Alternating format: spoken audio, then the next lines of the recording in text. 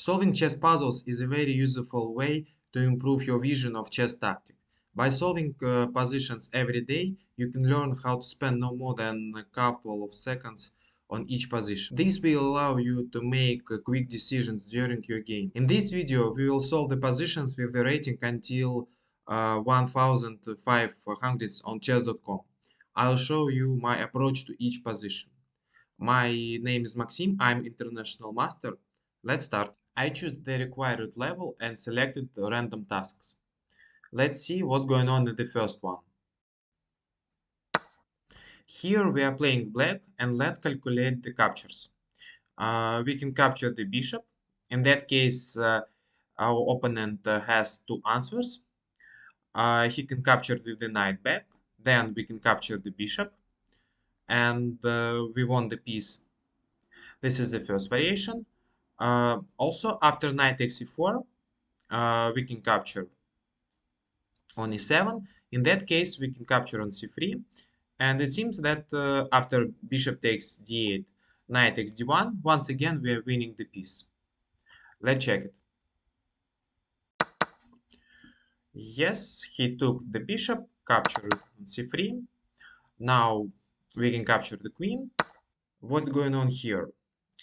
He gave a check to us, and we have two different moves with our king, but after king h8, white has mate in one, after queen g8. So I'm pretty sure we should start with this move. This move is the only one. Now, once again, he gave a check to us, and let's see. His king also in huge danger. Queen g1 is coming. So in this position, our task is to protect our king and to create the attack on his queen. So bishop to g7 looks very natural.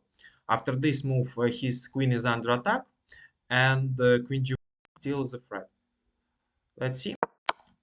Yeah, bishop g7, queen f4. Now we can simply capture the queen, and the position is solved. Let's see the next one. Here we are playing white, and the last black's move was knight c2 check. Let's see. His king is in the mating net. We have very strong pawn on h7, and we really want to play knight f7, attacking the queen, and then we want to promote the queen. The only problem that our opponent has active counterplay against our king, and our task is to transfer white's king to a safe zone.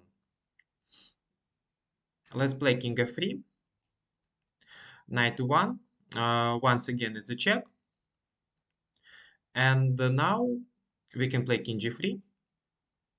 After king g3, the threat was knight f7. That's why our opponent sacrificed the rook. We can simply take it. And now there is no defense, and we want to capture on f7 with the mate in a couple of moves.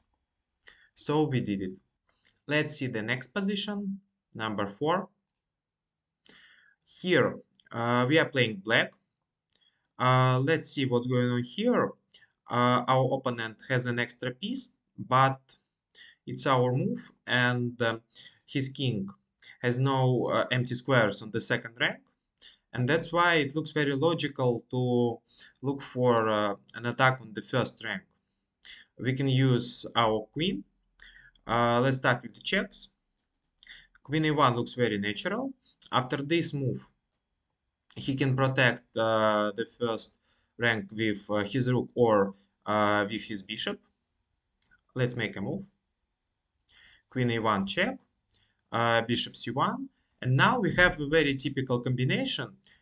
We can use that our opponent has no enough defenders on the first rank, and we can sacrifice the queen. After queen c1, rook c1, rook takes c1, his king is under a check, and the only move for him is queen d1. After this move, we can capture the queen, and it's a mate. Let's check it. Queen c1, rook c1, rook takes c1, queen d1, rook takes d1, mate. Let's continue the position number 5. Here we have an extra knight, but he has very strong pass pawn on b6, b7 and b8 queen. It's a white's threat, but his king looks weak.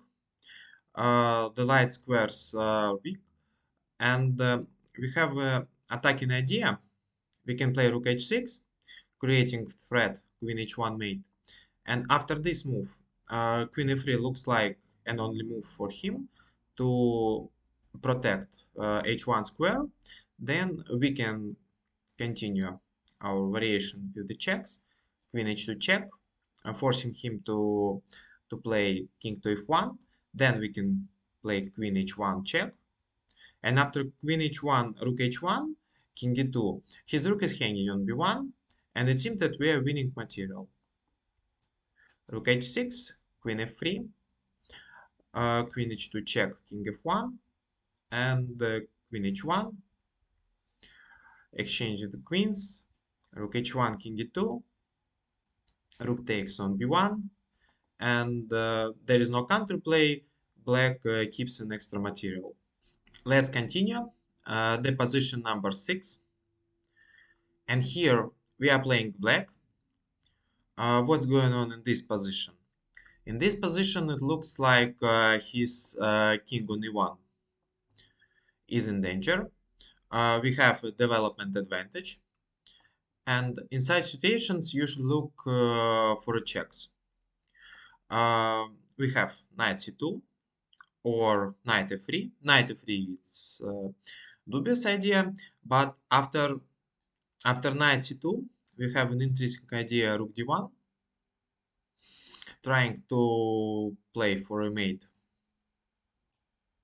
Knight c2 check. King f1 is the only move, rook d1 check. And now after rook e1, it's mate. Let's continue the position number 7. Bishop b2 was played. Now we are playing white. Let's evaluate the position. His king is weaker than our king. We have this important idea. After rook f3, queen can be pinned, and it's an idea to win the queen. Our task is to open the f file, and we need distract f7 pawn.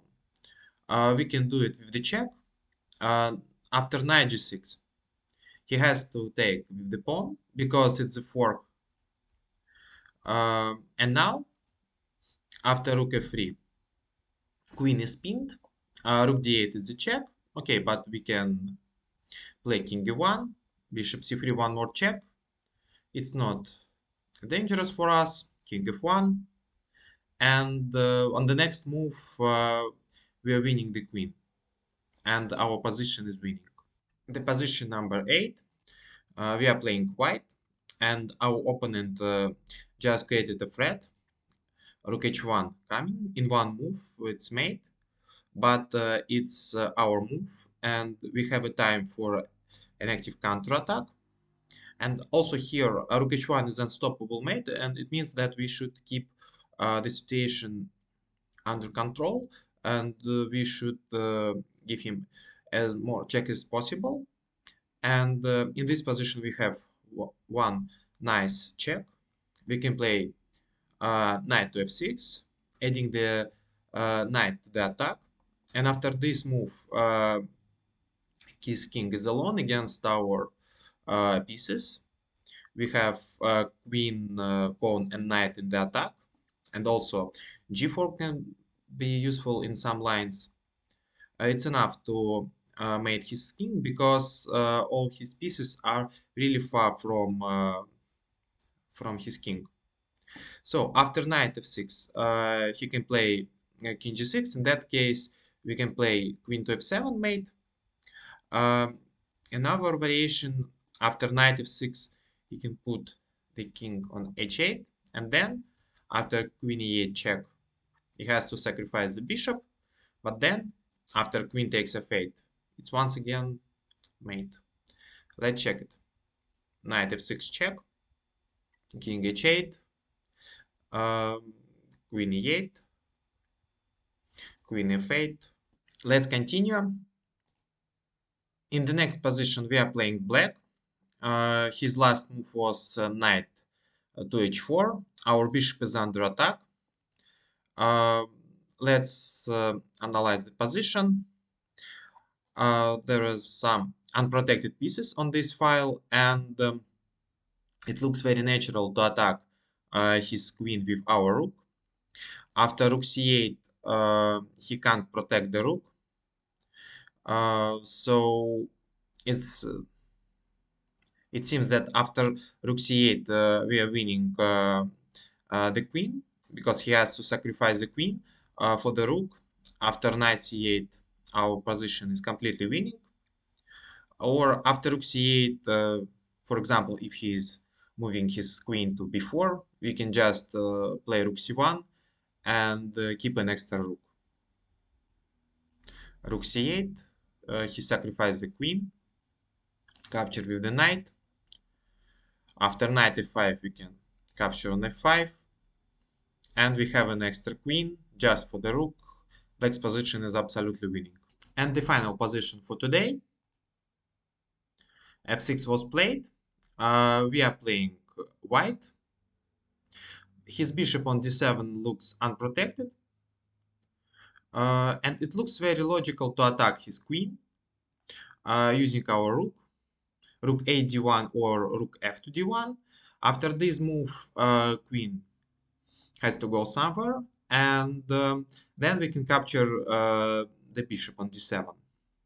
But we should be careful, because after rook f to d7, he can play queen e5, and we can't capture on d7 because a1 rook is under attack. So it's better to play this move, rook a to d1, um, rook a to d1, queen to e5, and now we can capture on d7, queen d7. White is winning. In this video, we solved 10 random tasks below 1500 chess.com rating. I hope you like it. I will be happy to see your likes and comments. See you in the next videos. Good luck.